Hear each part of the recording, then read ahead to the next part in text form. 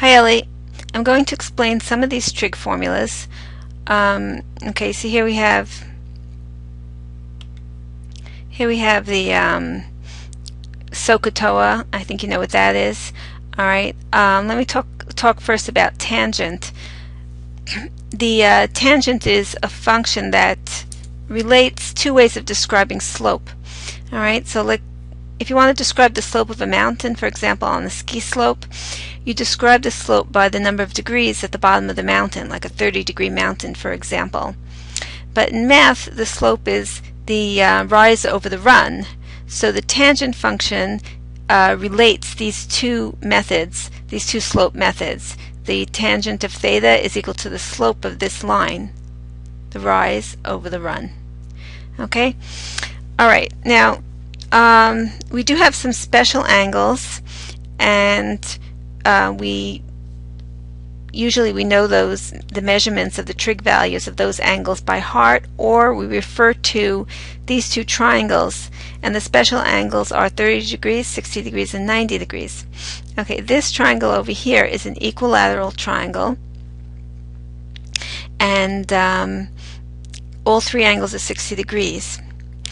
And if we take half the equilateral triangle, we end up with a right triangle that contains a 30-degree angle, that's half the 60, and a 60-degree angle. Let's make one side of the triangle equal to 2. You can make one side equal to 100. It doesn't matter, but 2 is a convenient number.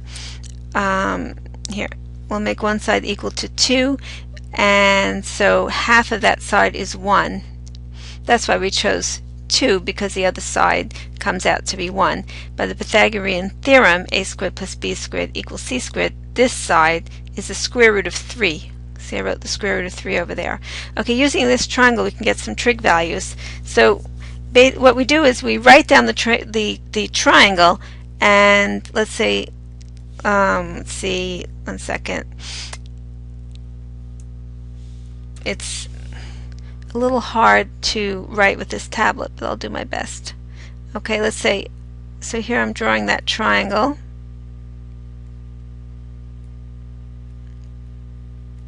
Half of the equilateral triangle. So like on a test, you would write down this triangle. You would just remember that the hypotenuse you should put down as 2. This is half the hypotenuse. You see, that's half of the side. So that's 1, and this third side comes out to the square root of 3. Okay, so this is one of the angles in an equilateral triangle. Each angle is 60. This is half of 60, so that's 30. All right, so using this triangle, we see that the let's say the cosine of 60, that's CAH, cosine 60 is adjacent over hypotenuse is 1/2. So we see from this that cosine 60 is 1/2. And let's look at sine 60. Opposite over hypotenuse, square root 3 over 2. And tangent 60, opposite over adjacent, that's just square root 3. And we can do the same for 30. Let's say sine 30. Sine 30, that's opposite over hypotenuse, that's 1 over 2. Cos 30.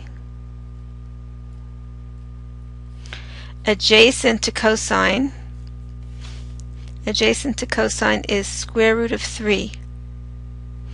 Okay, so that's, oops, sorry about that. Okay, so the adjacent is square root 3 over the hypotenuse of 2, and tangent of 30. All right, tangent of 30, that's opposite over adjacent, that's 1 over square root 3.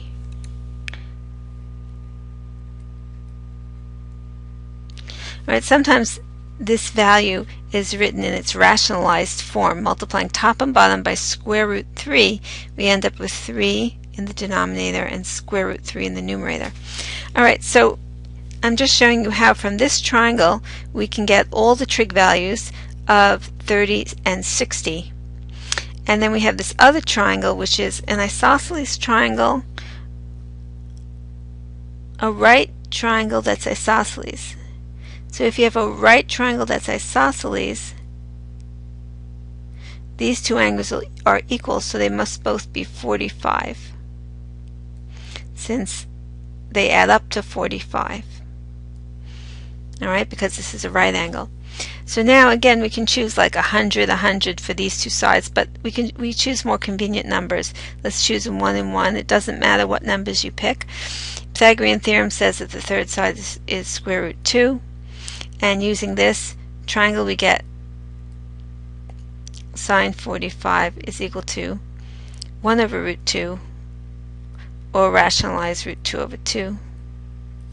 Cos 45 is also same thing, and tangent 45 is equal to 1, which makes sense because if we have a 45-degree angle, the slope of the slope would be a 45-degree angle under a line. The slope of the line would be 1. The opposite and the adjacent would be equal. Okay, so those are the trig values of these angles. Now I want you to notice one thing. Notice that cos 60 is equal to sine 30, and sine 60 is equal to cos 30. Alright, these are called co-functions, cosine and sine. Alright, they're called co-functions. Okay, cosine, sine, and cotangent and tangent are also co-functions. I'll talk about cotangent in a minute. But anyway, we also have a concept of co-angles. Co-angles add up to 90. 60 and 30 add up to 90. So co-functions of co-angles are equal. Alright, 60, 30 are co-angles. Cosine 60 is equal to sine 30. Alright, so those triangles are very important, and that's how we get a lot of trig values, and a lot of questions are based on these trig values. I guess you need a calculator, though. I'm assuming you need a scientific calculator. You're going to have to go out and get one. That's very important. A calculator with trig functions. Alright, let's look at some more of these. Alright, let's look at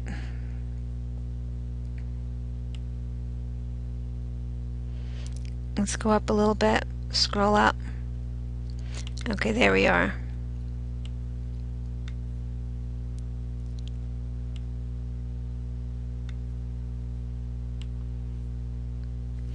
Alright, so I want to look at this middle chart over here. These represent quadrants, 4 quadrants. And ASTC stands for all. This stands for sine. This stands for tangent. This stands for cosine. And in order to remember, and I'll explain how this is used in a minute, it's used to find trig values of general angles. So that is angles larger than 90 degrees. That's a general angle. Very often we remember the placement of ASTC by the sentence. Let's see. All students take calculus. That's what some people use to remember that. Okay? All students take calculus. And what this chart tells us is that for an angle in this quadrant, all the trig functions are positive. That is, if you have an angle like 45 degrees in here, sine, cosine, tangent, they're positive. Here sine is positive, and the others, tangent and cosine, are negative. Here only tangent's positive, here only cosine's positive. Okay, so what do we mean about an angle in those quadrants? Let's just talk about that for a minute. Okay. If we have an angle that fits in the right triangle.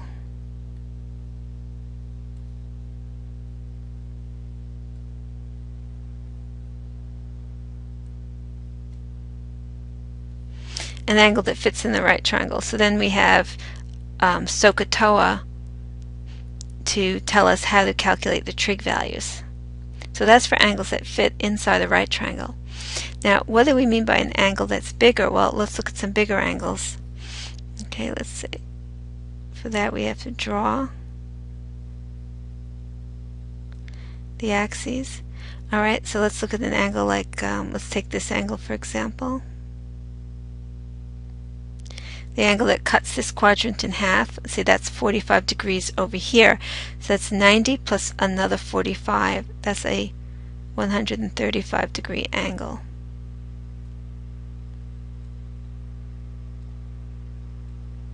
So this is an angle that I'd say is in the second quadrant. The quadrants go 1, 2, 3, 4. An angle in the second quadrant. The way we calculate this is we figure out the angle that's adjacent to the x-axis. Okay? That's called the reference angle. So in this case, this is the reference angle.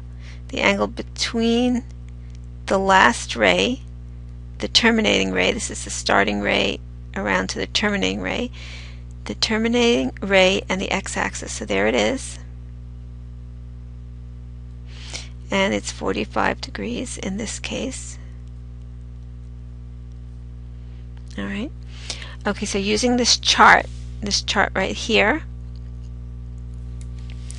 I can say, and let's remember that I'm going to put an S here to remind us that sine of 135 is positive.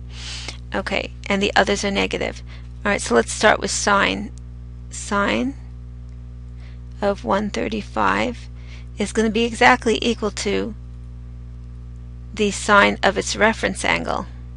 Okay, remember that's square root of the 2 over 2.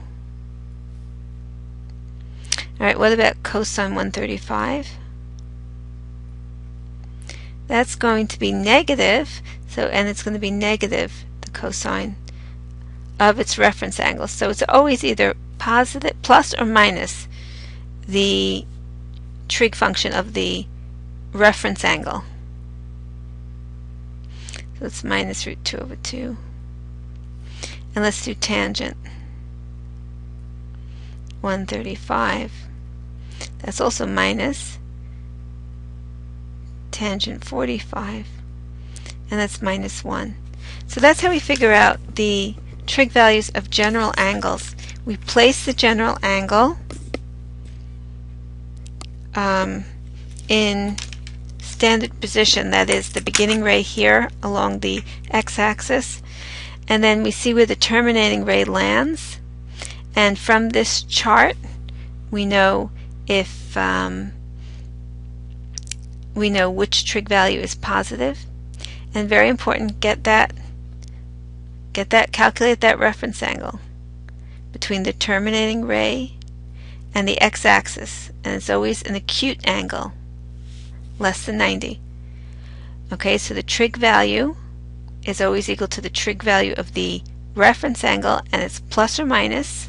According to this chart, we figure out the plus or minus.